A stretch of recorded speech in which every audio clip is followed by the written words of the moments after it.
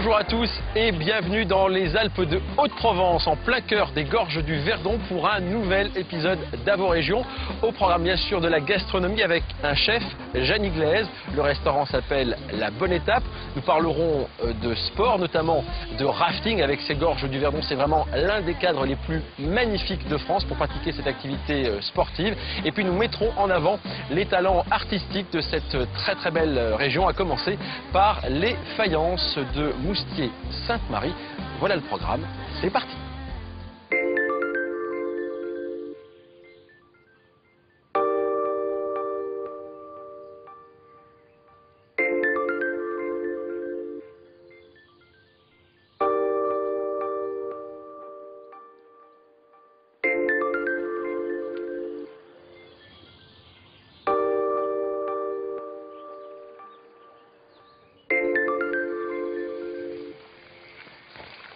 Je n'entendais pas. Jeanny, Grégory. comment tu vas? Comment vas-tu? Et toi? C'est un plaisir de t'accueillir à Châteauroux. C'est La Bonne Étape, donc on s'arrête parce que c'est vraiment un endroit magnifique. Et ça commence par le jardin ici. Oui, est-ce que tu as pu goûter déjà, sentir? J'ai goûté en douce 2-3 petites fraises, me suis permis. Ah oui, on a des gariguettes et des maras des bois là qui sont superbes. Est-ce que tu as goûté les cerises aussi? Pas encore. Qui sont surmûries, magnifiques. Bon écoute, on a le soleil avec nous. Et on va commencer. Toi, j'ai déjà cueilli un petit peu Qu'est-ce que tu as commencé à prendre? de la rhubarbe, de la ciboulette. Là, j'ai vu de la roquette sauvage, Diplotaxis, donc avec du calamar népeta, des hémérocales qu'on va utiliser pour l'agneau. D'accord. Et la rhubarbe, ce sera en dessert? La rhubarbe, ce sera en dessert, oui, avec des fraises que tu viens de goûter. Est-ce que tu en as laissé un petit peu? Il y en a encore quelques-unes. Oh, ça va. Elles on a sont de la bien. chance. Bon, alors ici, c'est quand même une adresse familiale, hein. Oui, c'est une maison de famille depuis 4 générations. 4e génération, c'est l'arrière-grand-mère qui faisait à manger. Mon arrière-grand-mère, oui, ma grand-mère qui était cuisinière, mon grand-père était paysan. Ce jardin lui est dédié, donc un jardin bio, jardin à l'anglaise où tout est mélangé, les fleurs, les légumes et les fruits avec un accent provençal. Et donc là, on a puis, quoi? On a 300, 400 variétés de... Oui, au moins, ouais. 300-400, ils y sont, ça c'est sûr. Il y a des herbes, il y a des fruits... Des herbes, tu as derrière toi donc la rhubarbe, la guimauve, l'angélique, donc l'angélique qu'on trouve sur les gâteaux des rois, qui est confite les petites tiges vertes, donc c'est l'angélique, et la guimauve, donc qui servait à faire les pâtes de guimauve, les chamallows, marshmallows. T'as un potager également pour Oui, approvisionner ton potager, restaurant? tout est mélangé, tu vois, ça c'est les côtes de blettes qui ont passé l'hiver, les côtes de blettes à quart rouge, qui montent, on les garde pour les graines, et puis certaines je les garde parce que c'est très joli. Donc la roquette sauvage qui pousse naturellement, on a ici, tiens... Qu'est-ce que c'est que ça? Attention, là, moi j'ai pas envie d'écraser les... Là, c'est la bourrache, les fleurs de bourrache. Très bon pour la santé. Ça se mange, tu vois.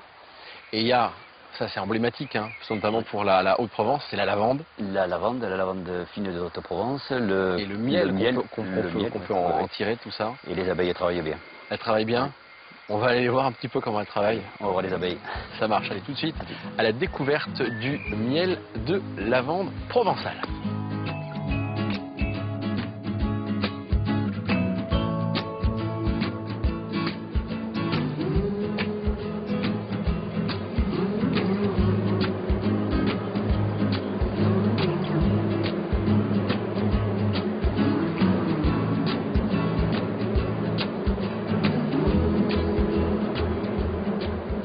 On est donc sur le territoire des Alpes de Haute-Provence, premier département producteur en miel de lavande au monde pour le moment, bien que beaucoup concurrencé par les Chinois et de gros projets à venir.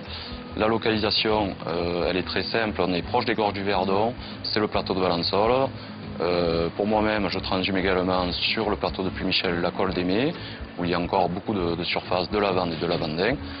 Nos produits ici, en tant qu'apiculteur, c'est très simple, ça va se résumer à une production de miel toute fleur avec les essences que l'on peut trouver chez nous. Ça peut être un mélange de romarin, sainfoin, thym, un peu d'acacia. Et c'est vrai que notre production, nous, apiculteurs et professionnels sur le département, est axée sur le miel de lavande, principalement. C'est un miel qui a un goût quand même qui est très prononcé, qui est un peu plus fort qu'un miel polyfloral, parce que le miel polyfloral va dépendre un petit peu du pourcentage des espèces florales qu'il représente, alors que le miel de lavande est un miel monofloral, donc avec un goût bien particulier et qui va rester et qui est unique. Au niveau de la texture, à la récolte, il est très clair. Il va figer naturellement l'hiver avec une cristallisation qui est très fine, à comparer d'un miel toute fleur, dont la cristallisation va être différente, certes un peu plus grossière, mais qui va dépendre en fait de la concentration des différentes espèces. qu'il concentre.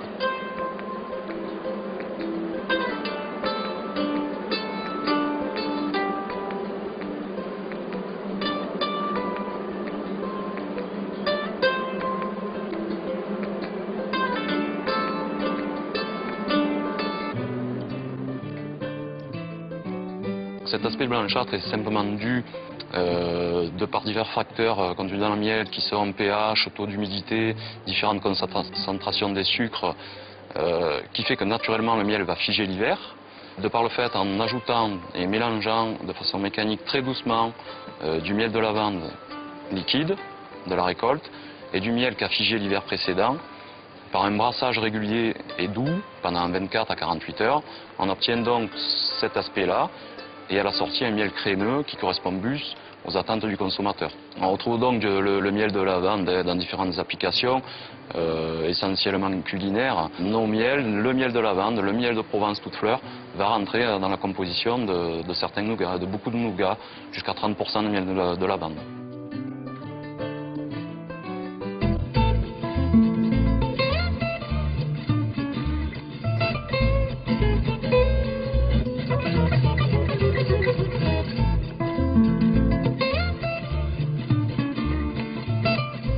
Jany, bon, Oui, on a récolté toutes nos herbes. La cueillette a été faite. La cueillette était même très bonne. Belle chose. Il y a de belles choses. Moi, je commence à goûter ça. Ça, c'est la petite roquette sauvage. Roquette sauvage. On peut y aller, elle n'est pas traitée ici. Hein. Non, non, tu peux y aller. Tout le jardin est bio, 100% bio. Et c'est très efficace. Là, on a du calaman épéta. C'est un genre de menthe qui ressemble un petit peu à l'origan marjolaine, qui est très bon avec la tomate, là, puisque là, on va réaliser des omelettes froides de légumes à la tapenade. La tapenade qu'on a là, qui est une purée de capre, d'olive noire et d'anchois. Bon, alors, on attaque nos omelettes. Parce qu'il y en a plusieurs. Hein. On attaque les omelettes. Donc, omelette, on va peut-être commencer par hacher les herbes. Alors ça, c'est quoi? C'est du persil? Là, c'est du persil, du fenouil. Le calaman, on va le laisser avec la tomate. La menthe, peut-être aussi. La roquette, on va la hacher. Ouais. La roquette, on va la hacher. Du persil, on n'a pas besoin de beaucoup. Donc là, tu mélanges quoi? Le persil, la ciboulette.